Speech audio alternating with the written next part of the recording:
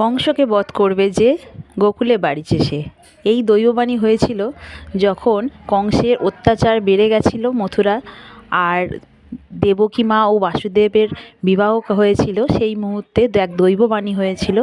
তো সেই সময় দৈববাণী হওয়ার পর অষ্টম সন্তান ভগবান শ্রীকৃষ্ণকে পিতা বাসুদেব মাথায় করে নিয়ে এই গোকুলে চলে এসেছিলেন যমুনা নদী পার হয়ে, শুধুমাত্র কংসের হাতে থেকে তার পুত্র সন্তানকে রক্ষা করার জন্য। আর সেই ভগবানের এখানে স্থান হয়েছে নন্দবাবা ও যশোদা মায়ের কোলে। তো এই সেই স্থান যেখানে এই পুণ্য প্রাপ্তি হওয়ার এক বিশাল ভূমিকা এখানে আছে। তো আমরা সকলে এসে এই গোপাল সোনাকে দোল দিচ্ছিলাম, যে গোপাল স্বরূপ বিগ্রহ রয়েছে ভগবান শ্রীকৃষ্ণের গোকুলে। একে একে আমরা সকলেই দোল দিচ্ছিলাম।